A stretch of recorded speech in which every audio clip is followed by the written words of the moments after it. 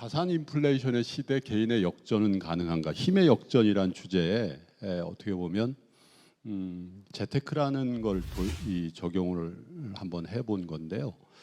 사실 이 코로나19가 우리나라 기준으로는 뭐 3월부터 이제 본격적으로 영향을 줬던 걸로 기억이 나는데요. 2월 달에도 좀 있었던 것 같고요. 근데 어쨌든 안녕하십니까라는 그 인사가 사실은 당연한 인사인데 요즘은 어떤 인사를 많이 하나요? 좀 버셨나요? 이런 인사 좀 하지 않으세요? 예, 제 주변에 그런 인사하는 분이 많습니다. 이번에 어떻게 좀 많이 들어갔나요? 뭐 예, 몇 프로나 났나요? 예. 여러분 상상하셨습니까? 4월 달, 3월 달, 4월 달에 이런 주식 시장의 화랑이 있으리라고. 그때 3월 19일 날 1450포인트 갈 때는요. 아, 이제 끝장났구나. 아마 여기 계신 분들 중에 투자하시는 분들 입장에서 보면 야, 이제 끝났다. 끝났어. IMF보다 더 왜냐면 사실 IMF라는 게 뭐 여기 계신 분 대부분 경험하셨겠습니다만은 97년도에 우리 경제 스케일과 지금 우리나라 아까 장관님도 뭐 설명하고 가셨습니다만은 우리나라의 어떤 국제적인 위상이나 경제적 어떤 스케일 자체가 너무너무 차이가 나는 상황이기 때문에 1400포인트대라는 거는요. IMF 때 경험했던 뭐 300포인트까지는 아니다 하더라도 제가 그냥 그때와 지금을 체감하건대는 글쎄요, 뭐 한 7, 800포인트 그때 기준으로 하면 7, 800포인트가 아니네요. 그때는 평균적으로 한 900포인트 정도였으니까 위기 전에 한 8, 900포인트 했거든요. 그러니까 진짜로 한 300포인트 간 거나 마찬가지네. 그것도 단 보름 만에. 예. 여러분 어떻게 생각하세요? 제가 얘기하겠지만은 경제나 금융시장을 보는 굉장히 큰 두 가지 시각이 있습니다. 하나는 관성의 시각으로 보는 거죠. 예를 들면 자산 가격을 보실 때 야, 한 달 전에 이 종목, 이 시장, 이 지수가 빠졌지, 보름 전에도 빠졌지, 일주일 전에도 빠졌지, 3일 전에도 빠졌고 어제도 빠졌고 오늘도 빠졌다라고 생각하시면 어떤 생각을 하시나요? 아, 내일도 빠지겠지, 3일 후에도 빠지겠지, 그리고 일주일 후에도 보름 후에도 한 달 후에도 그리고 끝나버릴 거야. 이런 생각을 하게 됩니다.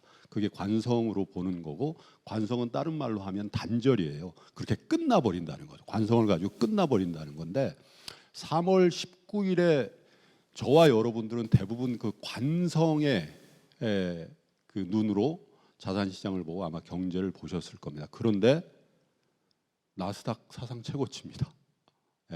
그리고 코스닥은 전 세계 주요 증시 중에 기간 상승률로 1등입니다.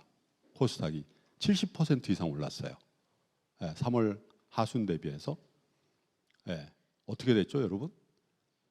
관성의 입장에서 보는 거와 대별되는 게 평균에 회귀한다는 개념입니다. 우리가 그런 얘기 통상 많이 하잖아요. 뭐 화무십이롱이다. 아무리 아름다운 꽃도 붉게 흐드러져 피는 게 열을 지나지 않는다는 거거든요. 뭐 소년등과 별로 안 좋고, 그죠? 청년재벌 별로 안 좋다는 얘기 하는 게 우리 인생도 자산시장도 어떤 평균에 회귀한다라는 거죠. 정말 드라마틱하게 평균에 회귀해버리죠. 아니면 그 이상으로 가버렸잖아요. 그렇죠? 이 개념은 사실은 단절의 개념이 아니라 순환의 개념입니다. 경제는 기본적으로 순환한다라고 전제하면 3월 19일 날 그 공포감에서 조금은 우리가 벗어날 수 있었을 텐데 사람의 뇌는 태어나기를 그렇게 태어났다고 그래요. 이 심리학자들 얘기나 뇌과학자들 얘기는 사람의 뇌는 이상하게 투자에 적합하지 않게 태어났다고 그러죠. 그래서 이 그 공포와 어떤 그 탐욕의 중간 지점에서 계속 갈등하다가 우리의 본질적인 어떤 그 태생적인 것은 공포스러울 때 극도의 공포감을 느껴서 비이성적인 판단을 하게 되고 탐욕스러울 때 요즘 같은 때일 수도 있죠. 탐욕스러울 땐 극도로 탐욕스러워서 정말 이제 조심을 하지 않게 되는 그런 이제 경향성을 갖기 때문에 항상 어떻게 보면 순환한다는 생각을 못 하게 되는 것 같아요. 그런데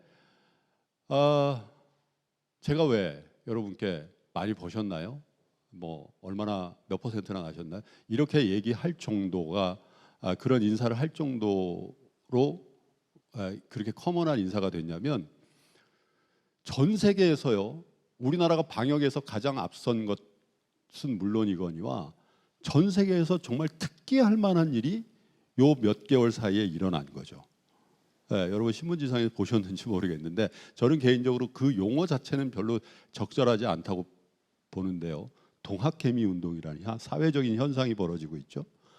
네, 난데없는 개인 투자자 여러분들이 증시에 무슨 결사체를 형성한 것처럼 무슨 기미 독립선언 뭐 이런 거 하는 것처럼 뭐 국채보상 운동을 하는 것처럼 일시적으로 막 들어와요.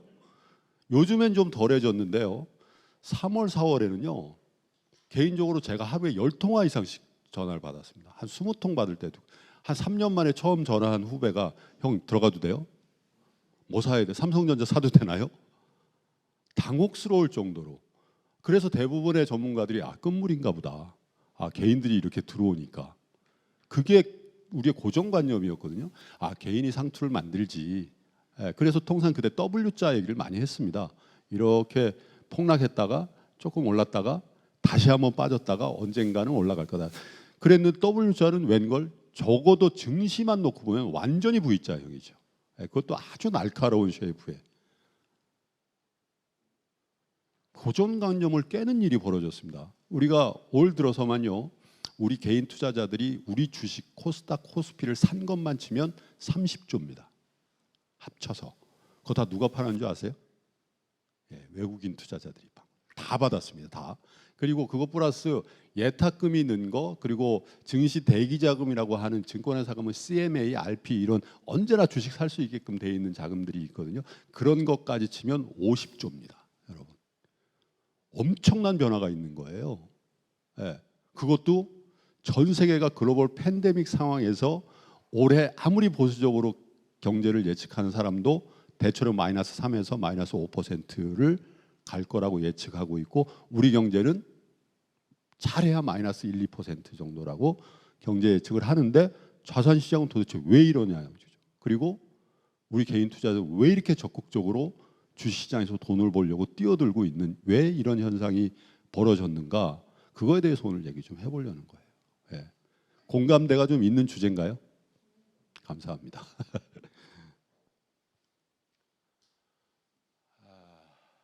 말씀드린 내용인데요. 사실 코로나19라는 게 사실 생명의 문제죠. 전 세계적으로 800만 명이 감염이 됐고요. 30만 명이 죽었습니다. 여기 계신 분들은 아마 경험하지 못한 일일 거예요. 아마 스페인 독감 이후에 스페인 독감이라는 게 대체로 20세기 초니까요. 한 100년 만에 경험하는 일이니까 또 앞으로 이게 어느 정도까지 계속될지 또 뭐 세컨 웨이브 뭐 이런 얘기를 하니까 이게 얼마만큼의 확진자와 얼마만큼의 사상자를 낼는지 우리는 가늠할 수가 없거든요. 근데 굉장히 공허한 얘기들을 많이 하잖아요. 무슨 존스 홉킨스 대학에서는 뭐 2차 웨이브가 뭐 11월에 꼭 온다라고 얘기도 하고 또 미국의 트럼프 대통령 그런 거 없을 거라고 얘기도 하고 그렇죠? 근데 사실은 방역의 현장 예를 들면 한 2달 전에 우리 대구 경북 지역에 한번 가보시면 전 가보지 않고 그쪽에 있는 방역 현장에 있는 분들하고 대화를 좀 많이 해봤습니다만은 그거는 뭐 허상이 아니라 실질적인 정말 전투고 노력이잖아요, 그죠? 근데 우리는 대체로 이 기간 동안에 담론 그리고 불가측한 미래에 대한 전망 뭐 이런 것들에 굉장히 경도돼 있고 그런데 많은 시간을 할애하잖아요. 근데 엄밀하게 얘기해 보면 제가 말씀드린 서론에서 말씀드린 자산 시장의 굉장히 큰 변화 그거는 사실은 굉장히 실질적인 거거든요. 그래서 저는 코로나19는 생명의 문제이자 부와 가난의 문제다라는 거죠.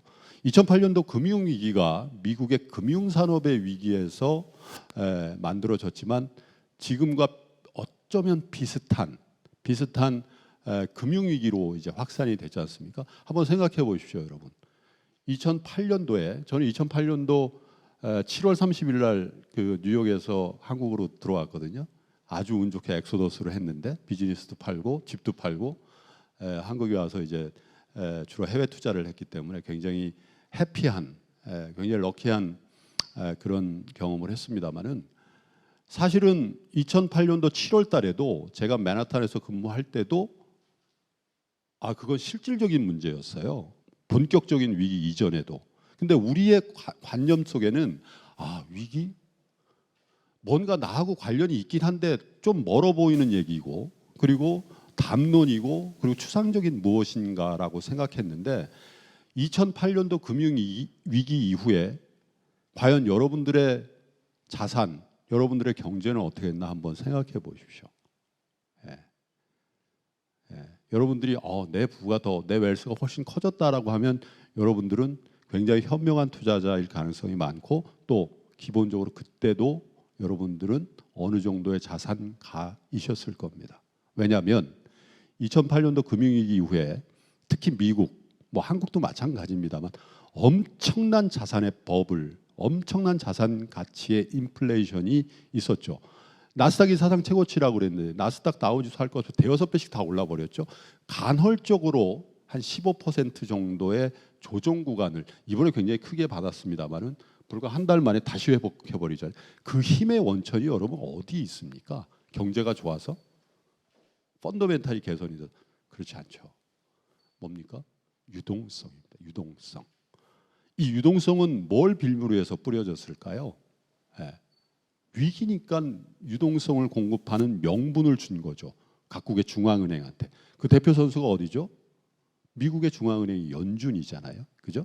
그런데 여러분 2009년도부터 2017년도까지 돈을 뿌렸습니다. 그게 한 3조 달러 정도 됩니다. 미국 연준이 통화량을 늘린 게. 그런데요, 이번에 이미 3조를 뿌렸어요. 불과 2달 만에.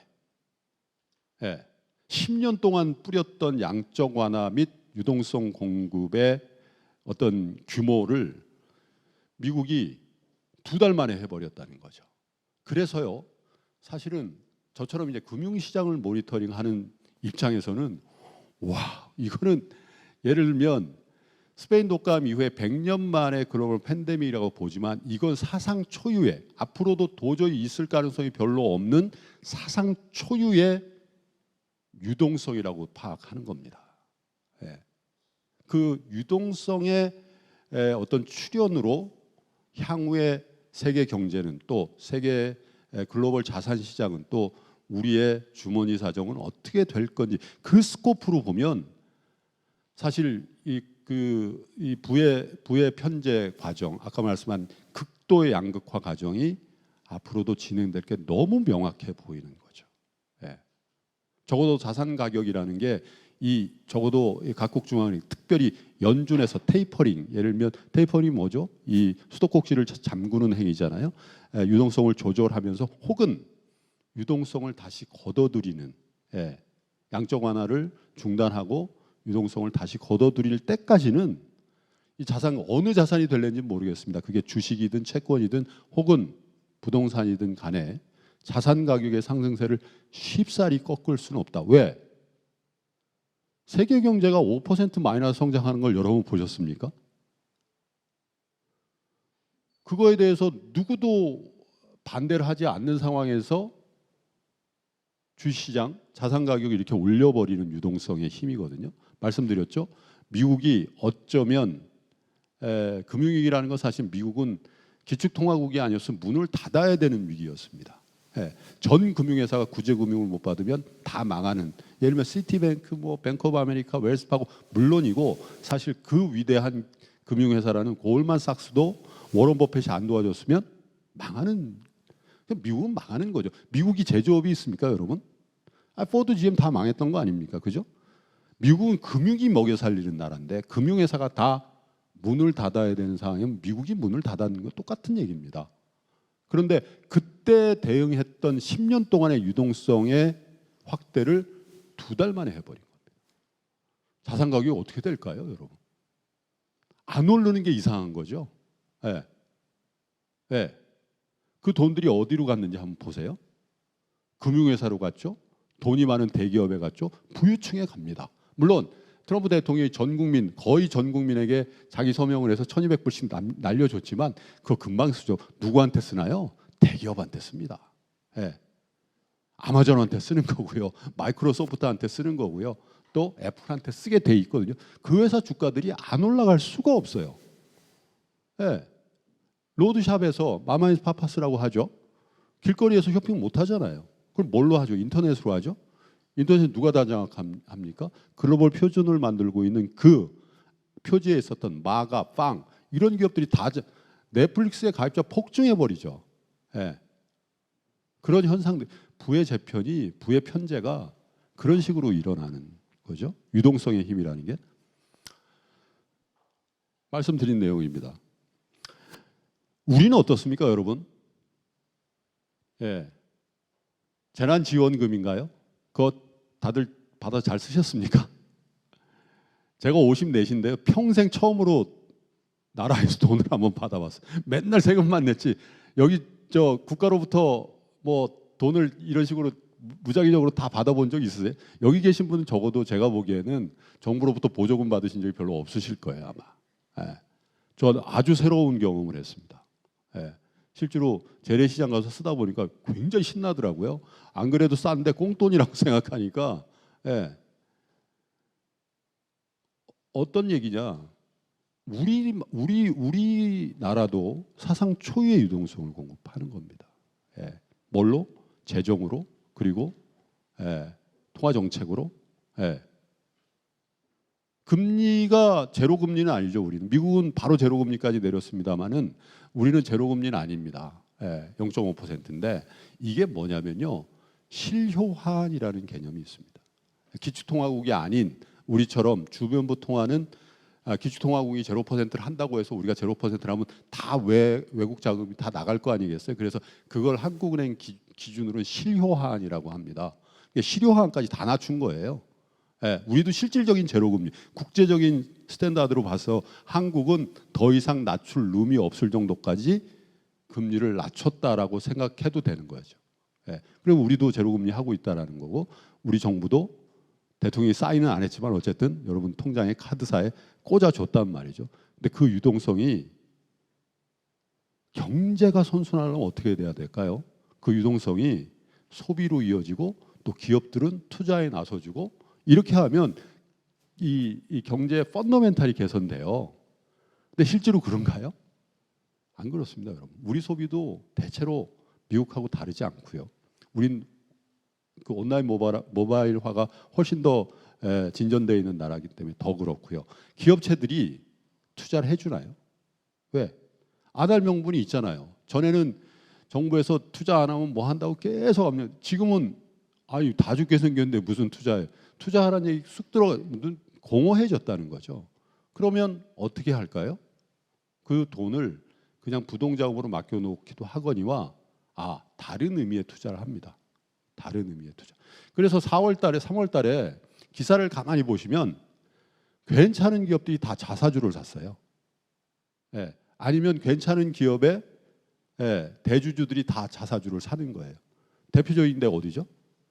현대차의 정의선 부회장이 한번 기사 검색해 봐요. 3월 달인가요? 자사주 200억 매수. 예. 그 유동성은 어떻게? 그게 뭐죠? 자기 주식에 대한 투자잖아요. 그러면 자기 주식을 팔지 않는 유동성으로 흡수를 해버리면 어떻게 됩니까? 시중에 돌아다니는 그 현대차 주식이 그만큼 수가 줄어들 거 아니겠어요? 당연히 올라가죠. 예. 그런 형태로 투자, 그러니까 실물에 대한 투자가 아니라 자산에 대한 투자로 이어진다는. 집값이 여러분 정부가 그렇게 때려. 저는 뭐 2001년도에 지금 사는 아파트에 집을 사서 한 번 평수를 늘린 다음에 한 번도 이사를 안 갔거든요. 그래서 부동산으로만큼은 장관돼도 되는 사람이라고 생각하는데 그럴 일이 없겠습니다만. 그런데 여러분 한번 생각해 보십시오. 이 정부 들어와서 3년 동안에 몇 번의 부동산, 오늘 또 나왔어요. 부동산 대책이 잡힐까요? 잘 안 잡혀요. 정책이 나빠서? 아닙니다, 여러분.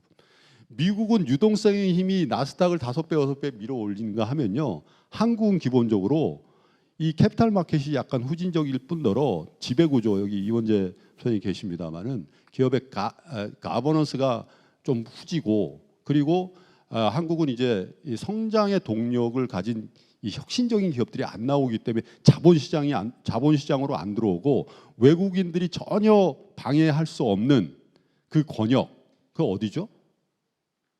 아파트입니다, 아파트. 여러분 강남 아파트를 제일 제일 거래를 잘하는 분들이 누굽니까? 네, 솔직히 얘기해서 강남에 사는 여성분들이에요. 네, 왜? 내부 정보를 다 공유하고 있거든요. 우리 본가가 제가 그렇다는 게 아니라 우리 본가가 저 압구정동 현대 아파트입니다. 결혼해서 어디 살죠? 대충 대치, 개포 혹은 서초구의 반포 이런 데 삽니다. 그러면 동선에는 어디 살죠? 대부분 그 동네 살아요. 그래서 가족 모임 하죠. 야, 니네 아파트 요번에 재건축한다면서 거기 조합장이 그 실력 있는 사람이 다 도는 거예요. 다. 그러니까 불패. 예. 투자 상품 중에 이렇게 내부 정보가 익스클루시브하게 공유되는 그런 아이템이 별로 없어요. 그러니까 강남에서 집 사가지고 손해봤다는 사람 있으면 좀 신기한 겁니다, 사실. 왜? 그런데 유동성이 기반이 안 되면 그것도 후진 거예요. 그것도 잘 말이 안. 근데 우리나라는 풀린 유동성이 저금리로 인한 유동성이 부동산으로만 몰렸던 거고 미국은 제도적으로 주식을 많이 할 수밖에 없게 돼 있습니다. 왜냐하면 미국은 401k라는 아주 독특한 제도가 있습니다. 일종의 퇴직연금인데 강제적으로 주식을 사요. 회사에서. 네. 저변이 넓죠. 그죠? 그리고 미국은 간접 투자가 워낙에 활성화되어 있기 때문에 뮤추얼 펀드다 또 자기가 이 투자 상품으로 하는 그런 것들이 워낙 돼 있다 보니까 그쪽으로 몰린 거고 이렇게 돼 있죠. 그리고 미국 부동산은 여러분 뭐 아시겠습니다만은 사실은 뉴욕이라든지 LA라든지 몇몇 대도시를 제외하면 사실 땅값입니다. 아파트가 없고 다 개인 주택이거든요. 땅으로서 거래되는 거지 사실 내구연한 한 30년 된 그런 주택들은 땅값이라고 보셔야 되거든요. 우리나라는 어떻죠? 집 안 보고도 사잖아요. 예. 반포 레미안 퍼스티지 56평. 그거 안 가봐도 돼요. 어느 향이죠? 몇 동이죠? 그 인터넷 치면 다 나오니까. 그게 투자 상품화되어 있다는 거죠. 그래서 우리는 부동산으로 몰린 거고 미국은 주식시장으로 몰려서 이렇게 치열한 자산 가격의 상승이 있었다는 거죠. 왜? 막대한 유동성 때문에. 그런데 이번에 10년 동안 풀린 유동성을 적어도 미국, 유럽, 한국 비슷하게 몇 달 만에 다 풀어버린 거죠. 자산 가격이 안 올라갈 게 신기합니다. 야, 경제 펀더멘탈은 마이너스라는데 주식 가격이 왜 이렇게 올라가냐고 계속 물어봐요. 유동성의 힘이죠. 어디로 가겠어요? 그 많은 유동성을 그냥 무수익 자산에 넣어놓을 재간이 없습니다. 돈은 수익을 따라서 무조건 움직이게 돼 있잖아요.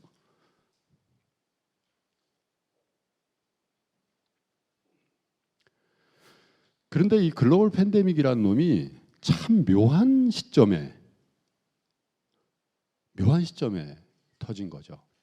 올해 무슨 이벤트가 있습니까, 여러분? 11월 3일에 미국의 제47대 대통령을 뽑는 선거가 있는 해에 벽두부터 글로벌 팬데믹이.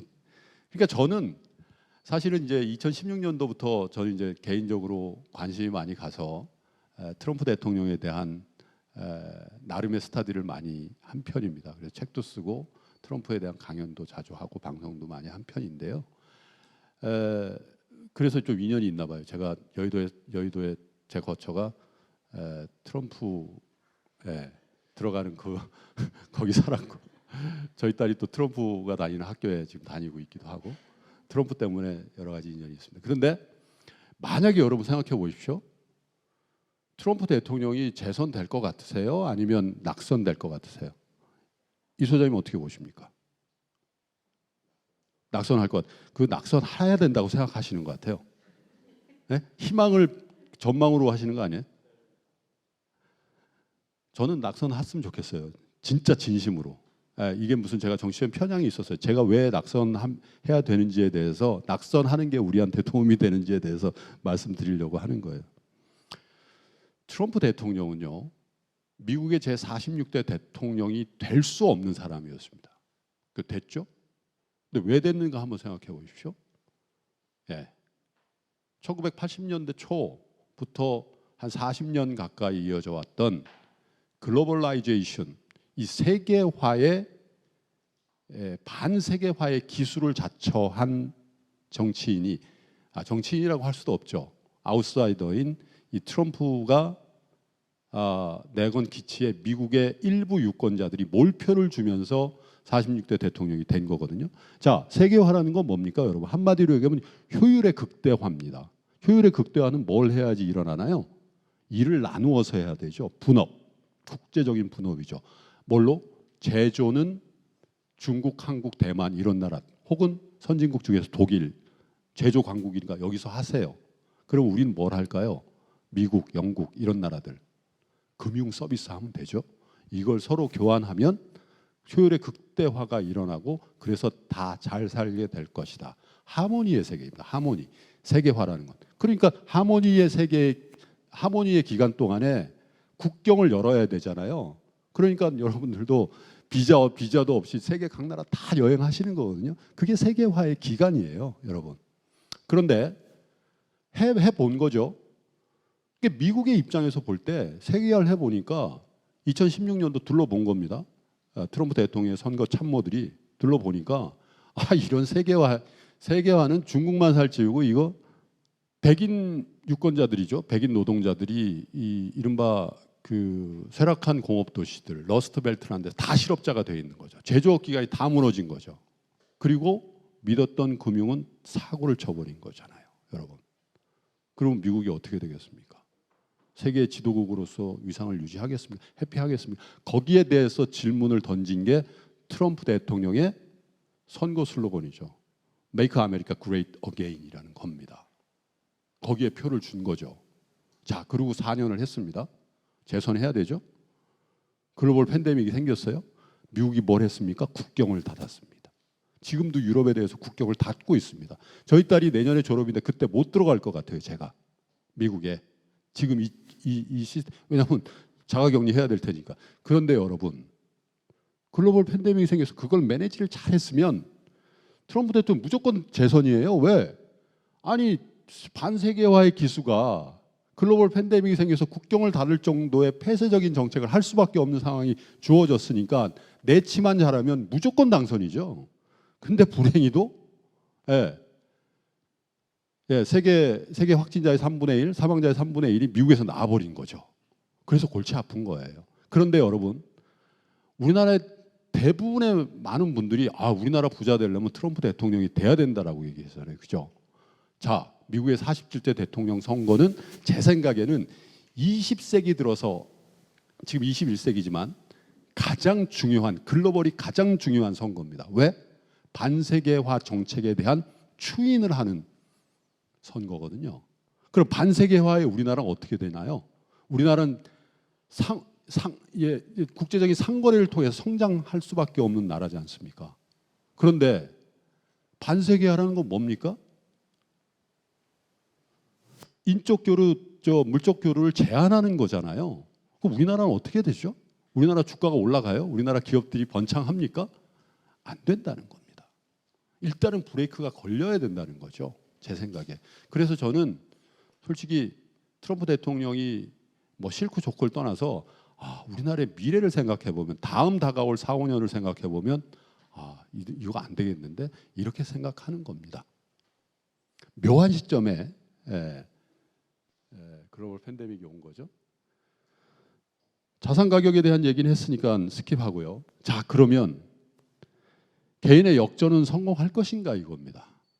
근데 여러분, 왜 갑자기 개인들이 그 많은 돈을 싸질러지고 주식시장으로 들어왔을까요?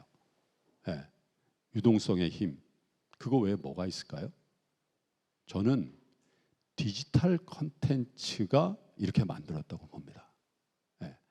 정보의 비대칭성이 지난 5년, 10년 동안에 굉장히 많이 허물어졌습니다.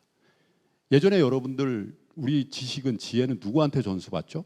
교수님한테 전수받는 겁니다. 교수님의 그 20년 된 그 강의록으로부터 나오는 거죠. 지금 누구한테 전수받죠, 여러분? 구글한테 전수받, 네이버한테 받죠. 누구든지 어느 정도의 지식을 다 거기서 공유하고, 그리고 전에는요, 여론을 누가 만듭니까? 지식은 누가 유통시킵니까? 거대 언론과 방송국, 신문사에서 하죠. 그런데 지금 어떻게 돼 있죠? 유튜브, 팟캐스트, 블로그, 이런 디지털 콘텐츠들이 그 역할을 한 지 꽤 됐습니다. 주식시장에 예전에 개미 필패, 개미 투자는 필패한다. 왜? 정보의 비대칭성이 존재하기 때문에. 펀드 매니저가 이기고 그 펀드 매니저의 윗단계에 있는 외국인 투자자들이 무조건 이긴다는 거죠. 근데 보세요. 정보의 비대칭. 저희 3프로TV에 이름만 대면 알 수 있는 유명한 애널리스트들이 매일 나옵니다. 그리고 기관 투자가 앞에서 브리핑하는 것보다 더 친절하게 제가 질문하기 때문에 더 친절하게 설명해 주거든요. 학습됩니다, 여러분. 저희 그 3프로TV를 자랑하려고 하는 게 아니라 그런 추세로 가고 있다는 거예요. 자신감을 갖습니다. 그리고 젊은 분들이 학습을 합니다. 그리고 생각해 보면 기관 투자가나 외국인 투자는 굉장히 불리해요. 어떤 면에서 외국인들은 환전해야 됩니다. 환도 생각해. 기관 투자가들은 좀 물리면 조직에서 손절치라고 합니다. 개인이 그런 게 있나요? 없어요. 그저께인가요? 주가 폭락하는 날 개인이 무려 1조 5천억을 사댑니다. 기관 외국인이 파는 걸 다 사대요. 하루에 7% 빠지는 날. 전에는 그런 날 개인이 투매하고 외국인이 사는 거예요. 전혀 반대로 움직이고 있다는 얘기입니다. 본질적으로 다른 거예요. 비트코인 또 30대가 2018, 2019년에 우리 아파트 갭 투자한 거, 이 선상에서 여러분 이 주식시장으로의 일종의 그레이트 노테이션을 이해하시면 굉장히 힘드실 겁니다. 정리할게요. 이 얘기 했죠, 처음에. 평균 회견. 한 가지만 더 말씀드리고 끝내는데요. 디지털 콘텐츠 등등 여러분이 굉장히 많은 정보를 취급하게 되고 접하게 되실 텐데, 한 가지만 여러분께 제가 콘텐츠를 만드는, 정보를 만들고 유통하는 사람의 입장에서 부탁을 드리겠습니다. 2017년도에 제가 아는 굉장히 큰 자산가가 저한테 전화를 하셨어요. 봄에 갖고 있던 삼성전자 주식을 다 팔았다. 굉장히 큰 자산입니다. 굉장히 오랫동안 갖고 계시고, 왜 그러십니까 회장님? 그랬더니 전쟁 날 거라는 거죠. 왜요? 그랬더니 트럼프와 전쟁할 거라는 거예요. 그래서 안 할 것 같은데요. 저 트럼프는 전쟁에 소질이 없는 친구인데요. 그랬더니 자기가 몰라서 그래. 트럼프는 한다면 하는 놈이야. 그래서 계속 얘기를 해보니까 뭐 특정 유튜브를 너무 많이 보신 거예요, 이분이. 저희 신과 함께인데 신에 뭐 이런 것도 있고 그렇잖아요. 그러니까 여러분이 편하고 여러분이 선호하고 여러분들이 신뢰가 가고 여러분들이 가치 지향이 맞고 이런 것들이 있으실 거예요. 그게 레가시든 디지털이든. 그러면 그 노출 시간의 반 정도는 여러분들이 신뢰가 안 가고 믿음이 선호도가 없고 가치 지향이 다른 쪽의 콘텐츠를 섞어주세요. 그래야만 치명적인 실수를 안 하십니다. 사실 돈을 많이 버는 것도 중요하지만 치명적인 실수를 해서 다 날려. 그분이 우라병이 나셔가지고요. 그 후에 바로 반도체 빅사이클 나왔잖아요. 예? 제가 여러분 꼭 당부드릴게요. 여러분들이 정말 경원시하는 쪽도 한번 보시라는 말씀입니다. 그게 레가시 언론이든 디지털 콘텐츠든 좀 보셨으면 좋겠다. 시간이 좀 많으면 제가 예를 들어서 좀 많이 좀 설명 좀 해드리고 싶은데 저에게 주어진 시간이 30분이 채 안 되니까 제가 매년 사자성어를 하나씩 내고 있거든요. 그 해 전 연말에 2016년도부터 하고 있습니다. 2016년도에 제가 낸 사자성어는 어리둥절이었습니다. 어리둥절하고 어리둥절하게 자산 가격이 올라가고 우리 경제 좋아질 거라고. 다 그때 안 좋다 그랬잖아요. 2017년도 말에 저는 백투 노말이라고 했습니다. 이제 노말로 회귀한다. 뭐 더 긴 설명을 드릴 시간이 없습니다만 2018년도엔 제가 뭐라 그랬냐면 외우 내완이라고 했습니다. 미중 무역 갈등이 그래도 좀 잦아들 거다. 내우 외완, 완화된다라는 뜻이죠. 환이 아니고 2019년도 말에 파란만장할 것이라고 했습니다. 저 파란만장은 이 파도의 길이가 만장에 이를 것이다라는 얘기인데요. 물론 제가 글로벌 팬데믹을 예견한 건 아니고요. 자산 가격이란 측면에서, 경제란 측면에서 굉장히 큰 변동성 구간에 들어갈 거다. 떨어지기만 하는 거는 만장이 안 되겠죠. 올라갈 때도 엄청난 불기둥이 나올 것이다라는 측면에서 파란만장이라는 얘기를 했습니다. 앞으로 여러분 지금 주식 못 사셨다고 애달아 하실 필요 없습니다. 또 한 번의 굉장한 기회가 올 수도 있는데 결국은 제가 말씀드린 건 유동성을 조절하는 국면까지 이 상승 추세가 쉬이 꺾일 거라는 기대는 안 하시는 게 좋을 것 같다. 그런 생각을 좀 하고 있습니다. 이 전망이 틀려서 나중에 저를 원망할 수도 있는데 어쨌든 유동성이 그만큼 큰 위력을 갖고 있다라는 그런 요지의 말씀이었습니다. 도움이 되셨으면 고맙겠습니다. 고맙습니다.